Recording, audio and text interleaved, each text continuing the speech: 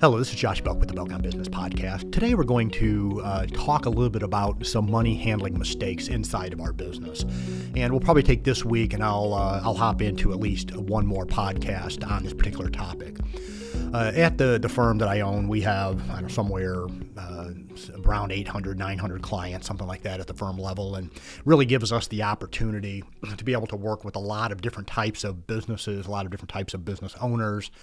And just really gives us a little bit of a peek into businesses and sometimes, what they do that brings them success inside of their business. In some areas, it can really complicate matters for them and for the business as well.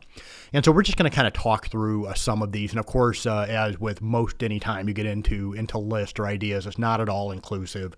I'm just going to point out today I'm going to talk through 3 different money handling mistakes. The next week we'll talk through a few more, and possibly one more week after that. But I would imagine probably just a couple podcasts on this particular topic.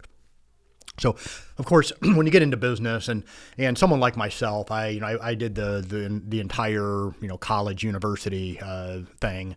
And so learned a lot about business. Of course, my undergrad went on to business school as well at the graduate level, and really kind of gave us a real good kind of academic exposure to operating a business, how to function a business. But to be honest with you, a lot of what you learn in business comes through mistakes. And so regardless of whether or not, you just have a high school diploma and you started a business and you're kind of figuring these things out on your own, or if you're like someone like myself who spent way too many years in university, it seems like, and we kind of received a lot of what that university track has to offer, at least as it relates to the academic portion of it. So regardless of where you're at, and to be honest with you, it doesn't really matter as it relates to these mistakes. So someone who just kind of, barely made their way through high school and kind of started a business at some point, or those that kind of went through and received all the diplomas that they needed to, and they're operating a business. These mistakes do not discriminate depending on whether or not you do or you don't have a kind of that university background. These mistakes are ones that, for the most time, people just kind of have to figure out on their own, or they have an advisor that kind of point these out to them. So there are many mistakes a business owner can make, some which can be fatal to the business, either directly or through mismanagement of the finances, or indirectly through failure to follow proper internal controls or following basics of asset protection. So there's a sentence I kind of jotted down. As you can tell, I read that. But so there are many mistakes a business owner can make. And some of those can be fatal. Some of those just can really inconvenience that business for a time. But they do range. They can directly can be related to just mismanaging of the actual physical, quote-unquote, cash of the business. But also the mismanaging of the business and its finances can also be related to either asset protection or internal controls. And I'll talk a little bit about this. And these are terms that you may or may not have heard when we talk about internal controls. It's really one, is there adequate control in the business as it relates to the day-to-day, the handling of the money, and the day-to-day of handling of processes, et cetera. So are there adequate controls inside of the business, or is the business owner completely operating without any sort of oversight, or are there team members that are operating without adequate oversight? Okay, so internal control really kind of digs into that. Okay, and then of course asset protection is one that sometimes that doesn't really become an issue until it becomes an issue. So either you get sued, there's some sort of a problem, then you find out, okay, asset protection is a big deal. And then you also have the asset protection piece that sometimes they go and they get the asset protection piece taken care of, but don't realize the financial impact. So those conversations really kind of need to be held together, both kind of the attorney with the structure and then the accountant as it relates to the finance side and the tax side. And so, of course, there are a lot of kind of landmines, a lot of things we can step on, but I think some of these maybe easier ones that we can talk about today are ones that can be resolved if they are going on inside of your business. So first of all, and that is the concept of co-mingling. Okay, so combining or co-mingling the business and personal finances. And this is one, especially if you're a smaller business. When I say a smaller business, it's kind of one that maybe like a business like mine, we have, 10, 12 employees inside the business. Or if you have a larger business 50 plus people inside the business. Just generally you see this, but you see this a lot more, especially in smaller businesses with a singular owner or maybe a couple that owns it, or maybe brothers, whatever the case may be, that may own the business, that the co-mingling of the finances ends up taking place. Or even in a larger business to where you have lack of controls by maybe the C-suite, by senior shareholders as it relates to spend inside of the business. So they end up taking things that should be paid for personally and trying to squeeze it inside the business. Or what we'll see sometimes is a smaller business kind of using their business checkbook as their personal checkbook. So they're paying personal bills out of it. They're pulling money out of the business when transferring money maybe into their personal bank account without the proper process. And so you end up with this co-mingling. So anytime that there is the business is paying for personal types of transactions, or the business owner is pulling money out of the business without the proper process, meaning there's been some sort of minutes, some sort of an analytics as it relates to that distribution, and it's documented. Okay, so when you're either pulling money out of the business without doing those things, without the proper process, or you're paying for bills of the business out of the personal checkbook, out of the business checkbook, then those are situations to where you can end up with commingling. This is the number one area when we talk about piercing the corporate veil, that if you end up in a situation to where they're going to be able to get to that business owner, and really kind of get into that pocketbook of the business owner. Even if you're doing everything else correctly, you're not handling the finances separately, business and personal, you're going to run into an issue. And so you're going to run into asset protection issues. It's going to create a risk exposure. And so kind of somewhat joked saying this through the years that you kind of really haven't become a business owner and really experienced what it's like to be a business owner until you've been sued. Okay. And there's a lot of truth to that. So there's a lot that you learn when you go through a lawsuit. I've been sued. Many of our clients have been sued and have kind of had worked through them. I'm in depositions, have get summoned quite frequently as it relates to these issues. And so it's kind of one to come from a person that either I may be one of your advisors of your client, or you have someone out there that's kind of sitting in that seat, and lean into them and allow for them to help you. But just be aware that that commingling of the finances does create a huge asset protection issue with your particular company. So it can create a risk exposure. So make sure that if you are going to distribute money out of the business, to make sure that there is a process. Analysis, the financials, you're not doing it every week, but maybe it's quarterly, and a look at the finances, you document it. We made X amount in this last quarter. We're going to pay X amount out in a distribution or a dividend if you're a corporation. Okay, so make sure that process is followed. So asset protection creates internal control issues. And so if you're doing this as well and you try to get a loan, something to that effect, they're going to look at, a bank's going to look at you and say, we don't understand what's going on inside of your business. You are not running your business like a business. You're running this thing like a hobby. A bank may end up kind of looking at you saying, I don't know if I want to take on this risk. So it can create those types of issues as well with bankers and also with regulators. If you have the type of entity that requires an audit, you have any sort of, you're dealing with investors, any of this type of thing, you can run into issues with regulators if you are in a situation where you're commingling of your finances. We've had some very large, not clients, but people who have invested with different types of syndications, with different types of other types of investors that were doing this type of thing, and then the government steps in. There ends up being regulatory issues. They end up losing their money. So if you're handling people's money, make sure that you're handling it correctly. If you're investing with someone, to make sure that also that they are not doing these types of things. And then lastly, as it relates to the commingling, it will decrease your business value as well, because we can't get a real true value of the business. So kind of one of those types of things, and I've sat in these types of meetings to where, they have someone who's looking into buying their business. And it could be an equity firm, it could be whatever the case may be, or just a private sale of a business. And then you'll end up with these business owners kind of sitting down. They're having a conversation about what is this business worth. And they're going to look at some sort of a variable. A lot of times it's going to be the net income. There's going to be some tax preferential items. They may back out of that. And so even if they're looking at EBITDA, something to that effect, if that bottom line, if you were paying personal bills out of there, so you were, kind of paying for your personal gas and you were, travel, that was kind of vacation, and you're trying to slide this in here and trying to make it look like a business expense, and you're doing these types of things, they're going to look at the financials and say, and you're saying, oh, my business is, is worth this. And they're looking at the bottom line and saying, well, no, it's not. It's really not worth that. We're seeing this on the net income. Then you come back and say, oh, well, it's because, you know how we are as business owners. We kind of slide things in here that, that are kind of, maybe gray area, whatever the case may be. I just take advantage of my business to support my lifestyle, something to that effect. You get it, right? You're another business owner, and they're going to look at you and say, well, maybe they get it, but they're going to have some concerns.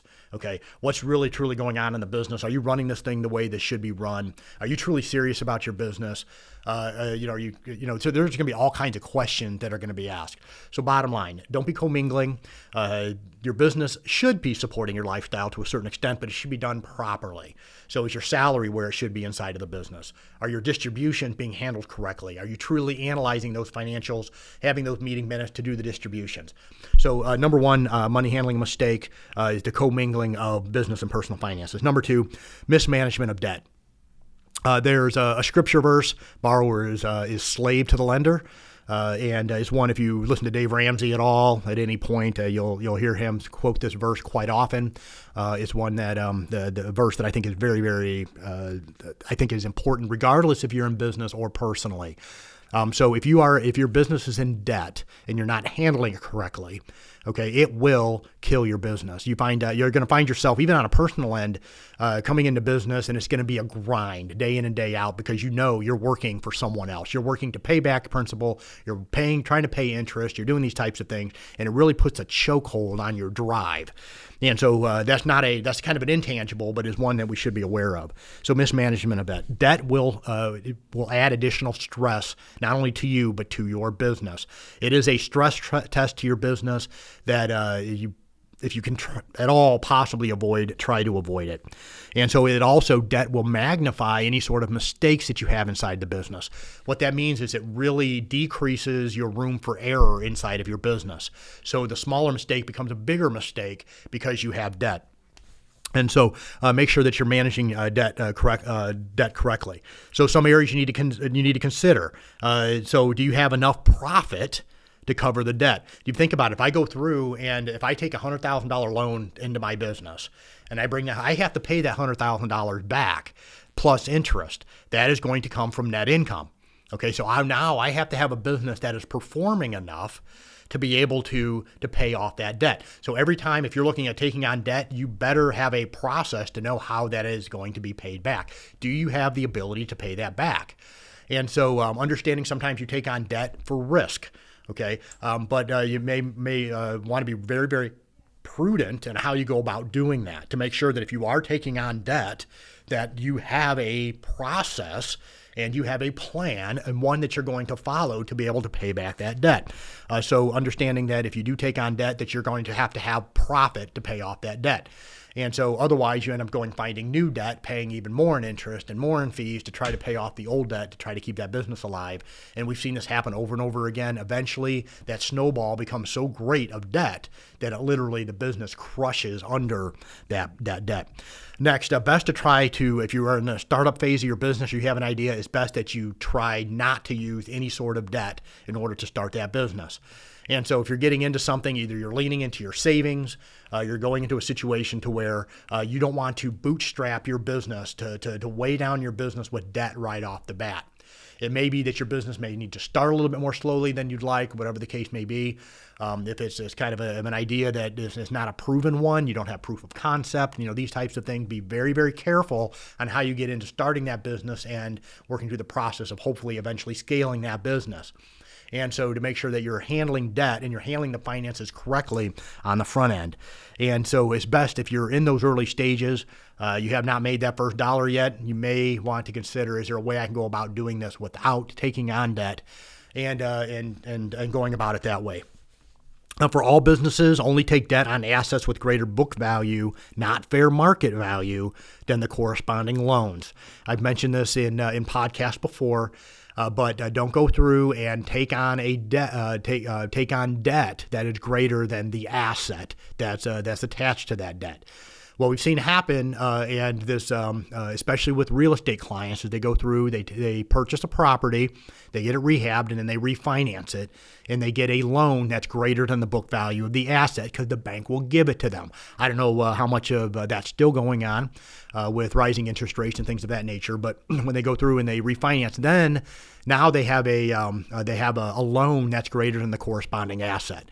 A book value of that asset. So what you purchased it for plus rehab less depreciation. Okay, and I'm talking about ordinary depreciation, not if you take bonus depreciation. So ordinary depreciation timeline.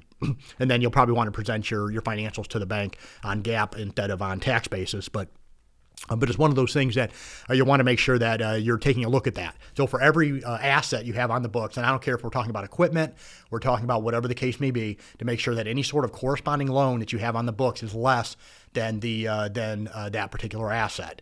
You're paying off assets on a shorter timeline than the depreciation timeline of that particular asset. These are things you need to take into consideration. And so if you're going through and you're refinancing, you're taking that business, the cash from that business, either support your business or even worse, pulling out of the business, your business is going to be heading toward a cash crisis and eventual failure if you continue going down that road. So making sure that you're managing your debt correctly. Number 3, and that is, how are we handling our spend? So the third money handling mistakes is that the mismanagement of spend, mismanagement of that cash going out the door. Bottom line, outspending your cash flow. If you go through and you should have a budget, okay, and so you have a budget, and part of your budget process is going to be looking and saying, what is my estimated cash flow? When am I expected to receive X amount of cash going forward? And do I have enough cash, expected cash flow coming in to cover that, to cover the budgeted amounts? Okay, and so you need to make sure that's number 1. Make sure you have a budget. Okay, and you have a budget that's an actual real budget, not a pipe dream, not something to that effect, but a budget that you have designed around how is to be able to operate your business as it is now, and also to be able to reach any sort of goal that you may have within that given year. And so that may include, investment into a new asset, improvements in some areas, whatever the case may be, development, whatever the case may be. It needs to include all of those items inside of your budget. And then you need to take a look at your projected cash flow. Do I have enough cash flow coming in? If you don't, then you need to obviously modify that budget downwards. Okay, and so budget should be designed around what's truly happening inside of your business and any sort of goals that you have, and then make sure you're spending within that projected cash flow, and you're using that budget kind of as the guardrails and boundary inside of your business. Next, mismanagement of spend, buying what you don't need, or a failure to plan. So either buying what you don't need or failing to plan. So it just boils down to certain things. Do I rent or do I buy? Do I just simply lease an asset for a period of time, or do I go and I purchase this asset? These are decisions that are going to that you need to look at. And I don't care if we're talking about equipment, we're talking about an office building, office location, whatever the case may be, a vehicle. You're gonna look at this. So am I buying what we don't need? Are you buying an office footprint you don't need? Are you purchasing vehicles just simply for the tax write-off? And I'll talk about that here just a little bit more in a moment. Okay, looking at these types of things, how am I making these decisions?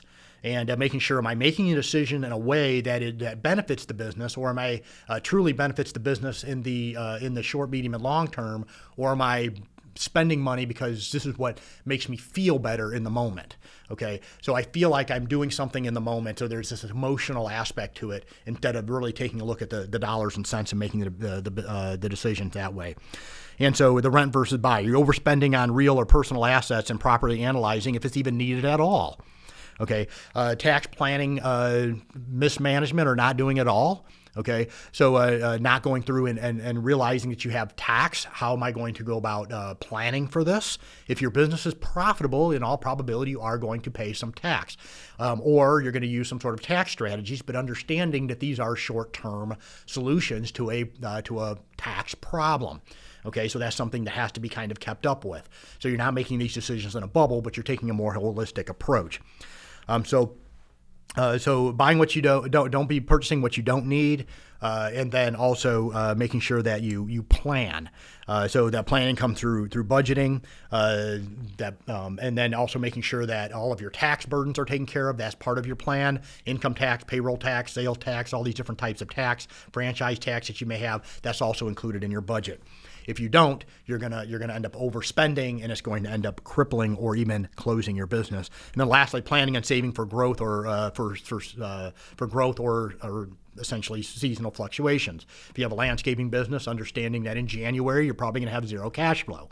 Okay, unless you push snow and then hope it snows, right? So if you're understand also that the economy has seasons. If you're in real estate, things might be a little bit tougher now, probably are a little bit tougher than they were 2-3 years ago. Okay, so understanding that businesses also has a cyclical or a seasonal element to it. And so are you planning for those times?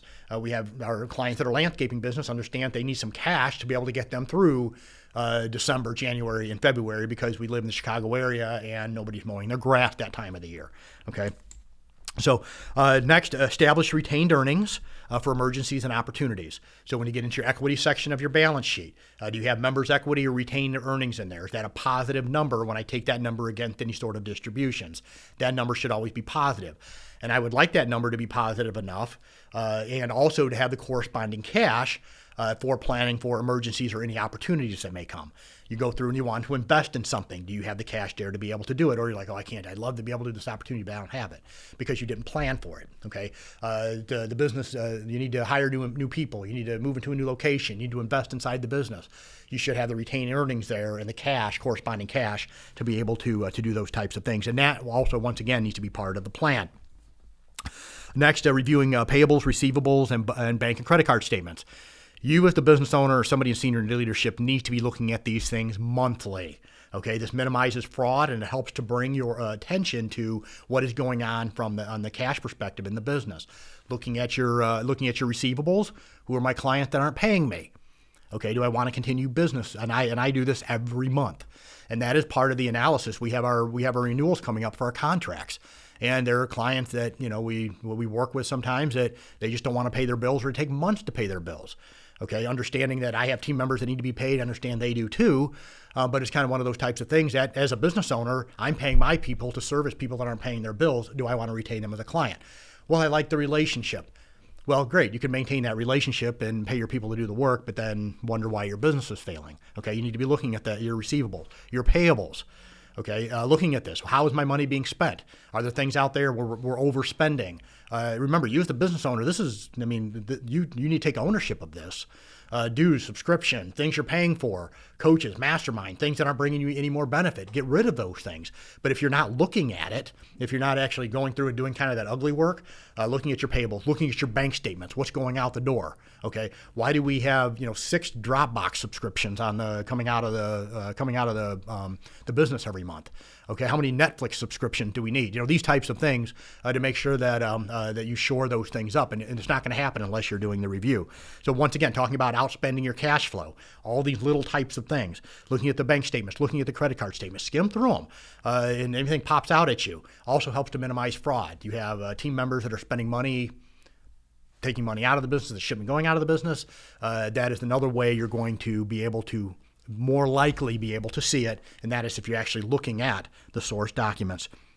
And the very last thing I'm going to say for this podcast, don't be purchasing large non-performing assets just to reduce tax exposure. So we see this happen. People go through and they'll buy a car because they get a tax deduction, okay? Or they'll go and they'll buy some sort of a non-performing asset. They'll go and buy things they don't need just for the tax write-off.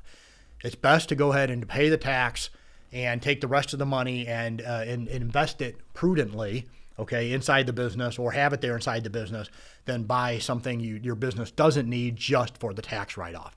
And so if you're going through and you're looking for ways to decrease your tax exposure, can you deploy that capital in a way that's going to be able to reduce your tax exposure, okay, but in a way that's going to serve you and your business better? Okay, so if you're going through and you're investing in personal property or real property, something that is either going to appreciate in value or also gives you a return on the investment versus spending money on a vehicle, for example, just for the tax write-off. And so that is not a good way of going about spending money. I don't, it's kind of one of those things I hear quite often. Well, I'm just going to go and buy a vehicle for the business and that type of thing. Knowing full well, most of the time, clients probably are not keeping the right paperwork. If they get an audit, and almost every time we get into an audit, I find out indeed the taxpayer, the client was not keeping up their paperwork the way that they should. And so now they have this asset that they're not going to be able to take the depreciation on because they didn't do their paperwork correctly. Bottom line, take the money inside of your business, buy an action. If you're going to need to reduce your tax exposure, either invest it in a performing asset, something that may give you depreciation, ROI, or only purchasing non-performing assets such as vehicles or other types of things inside of your business that at the point that you truly need them, and one that's actually going to perform for your business. If you have a business and you have people out there delivering or people on the road, whatever the case may be, of course, that's a good investment inside the business. You as the owner buying one just for the tax write-off and then hope that the IRS doesn't look at it and find out that you're driving this Tesla, for commuting miles, that you have a home office and you're trying to write this thing off. Just stuff that this doesn't make sense. So making sure that these assets, that you have performing assets, and once again, going back to that asset value is greater than any sort of corresponding loan that you have inside the book. So money handling mistakes, kind of three broad categories we talked about today: co-mingling of business and personal finances, mismanagement of debt, and then thirdly, mismanagement of your spend. Once again, this is Josh Belk with the Belk on Business podcast. Thank you for taking a few moments to listen in today. If you haven't already, please consider subscribing, provide any feedback if you have any. Would love to hear from you. Have a wonderful day.